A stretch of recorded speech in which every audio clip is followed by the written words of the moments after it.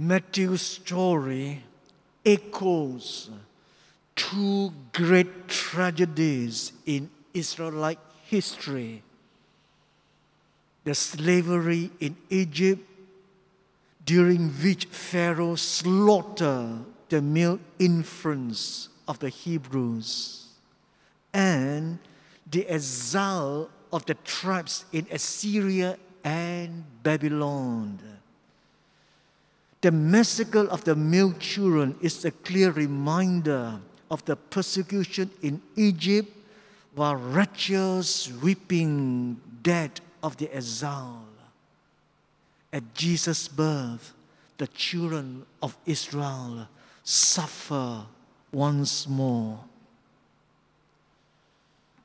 Today, our church celebrates the memory of all the male children who was slaughtered by King Herod. So today's is a sad feast. One can feel the pain, the sobbing and weeping of these mothers for their innocent children. Our Christmas joy is tempered today by a feeling of sadness. From the human point of view, the killing of the innocents is a tragic event. The loss of young lives, which should be mourned not only by their mothers, but by all good people. But what is tragic and painful in human sight can be turned into glory in the sight of God. The children die as the first martyrs to Christ, the very first ones to die for Him. Their martyrdom is a painful loss to their parents, but a gift of martyrdom to them. Sisters and brothers, may we wonder how anyone could have been so evil as to kill all the baby boys. No one can be more defenseless than a child. We may think that there was a story of a time long ago, not something that could be repeated in our modern world, and yet this story is repeated every day in the abortions that are performed throughout our modern world.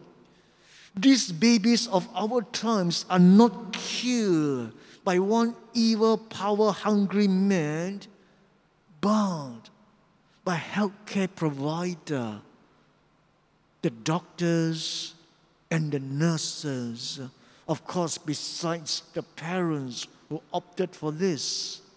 And this is far worse than Herod's massacre. They were slaughtered in their mother's womb. The womb of their mothers becomes their tomb. Abortion is nothing less than legalized murder. Pro-abortionists are not pro-choice, but pro-death. They have blood on their hands. Today's feast reminds us that children still suffer great violence in many ways.